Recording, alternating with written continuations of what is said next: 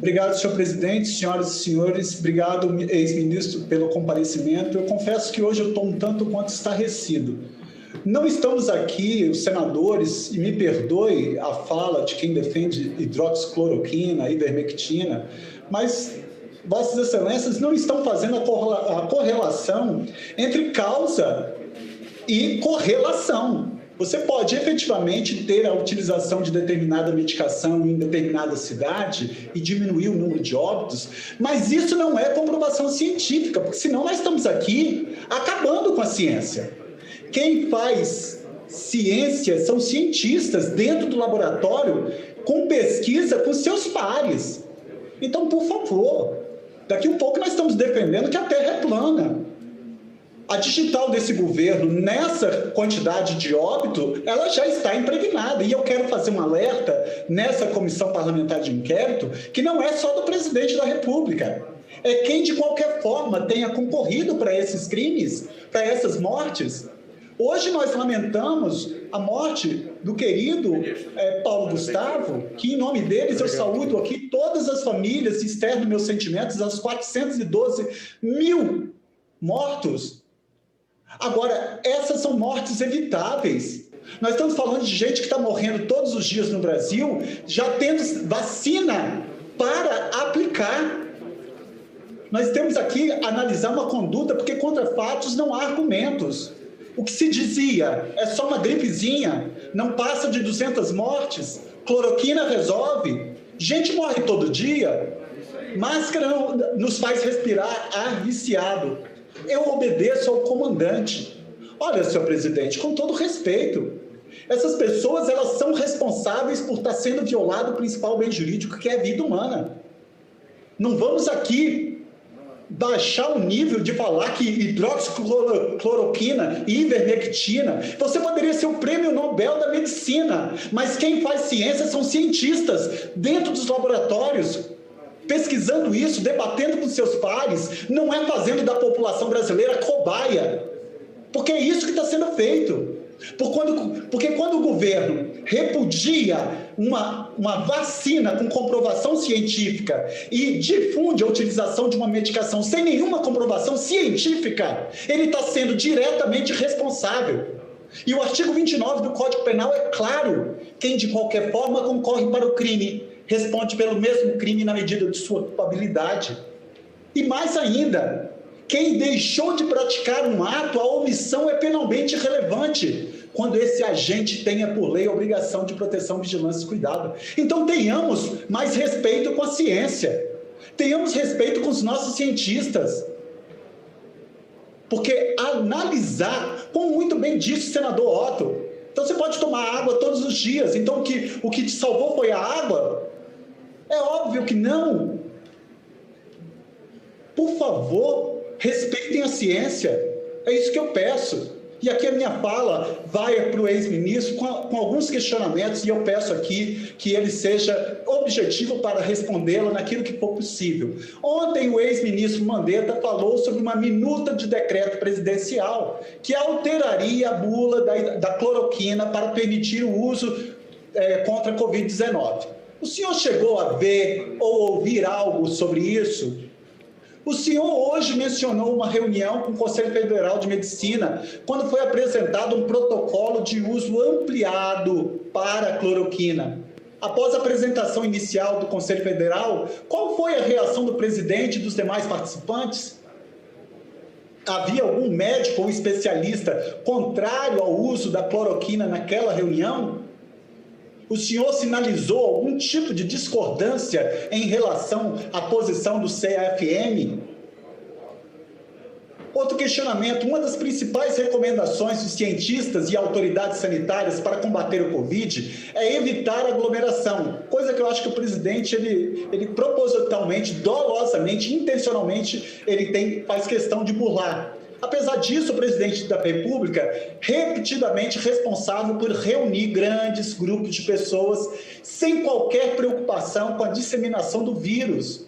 Nos últimos meses, ele tem viajado o país realizando grandes eventos e reuniões, o que não só produz aglomeração, mas também serve para disseminar o vírus, até porque ele e membros de sua comitiva raramente usam máscaras ou obedecem às regras de distanciamento.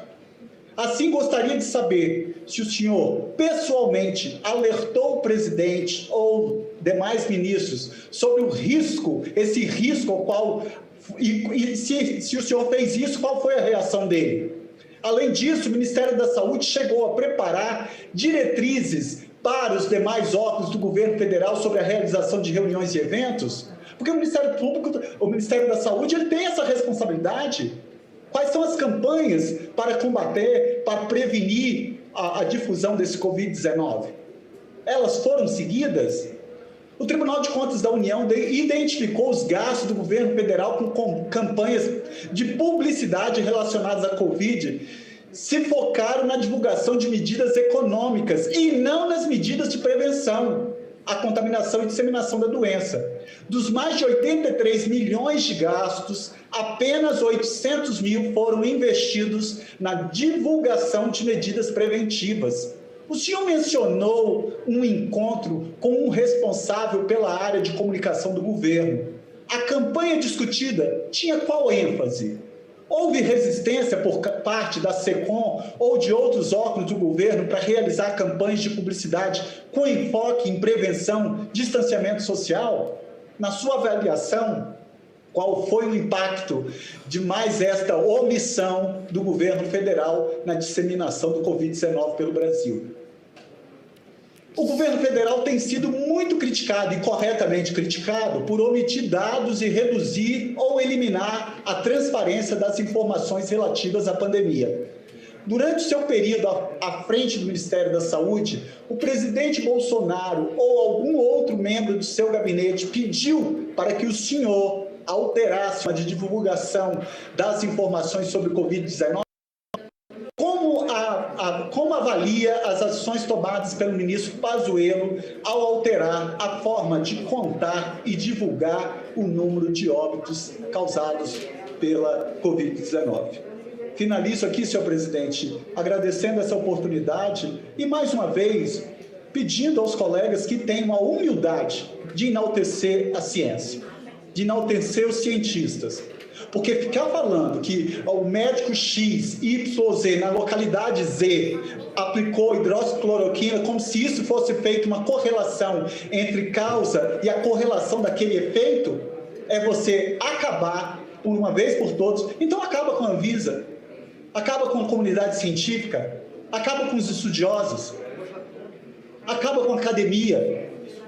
Tenhamos humildade e vamos respeitar. Agora, não é porque um senador tem uma formação A ou B ou C, vamos respeitar a ciência. É a ciência que tem que ser dito. E a ciência, o trabalho dela é fazer a verificação, discutindo com seus pares dentro de laboratório. Não é utilizar a população brasileira como cobaia, porque isso já está sendo feito desde o início dessa pandemia e que vitimou 412 mil brasileiros e brasileiras, e que nós já temos mais de 15 milhões de brasileiros infectados que estão com sequelas irreparáveis.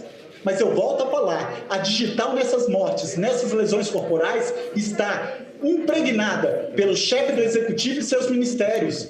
E volto a dizer, todos têm que ser responsabilizados. E faço um apelo ao relator, o querido senador Renan Calheiros, que tem essa sensibilidade de atribuir efetivamente a responsabilidade para essas pessoas, porque a saúde pública é um direito social expresso no artigo 6º, mas é uma ratificação desse direito social no artigo 196, quando diz que a saúde pública é direito de todos e dever do Estado. E eu não posso aqui me furtar, como sempre usei, o Sistema Único de Saúde, ouvir senador falar que o SUS não está preparado. Nós temos um Sistema Único de Saúde que é exemplo para o mundo.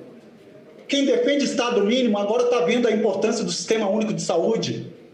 Eu defendo um Estado com E maiúsculo, que dê a efetividade a essa garantia constitucional, a esse direito humano essencial, que é o direito à saúde pública, como uma proteção ao principal bem jurídico.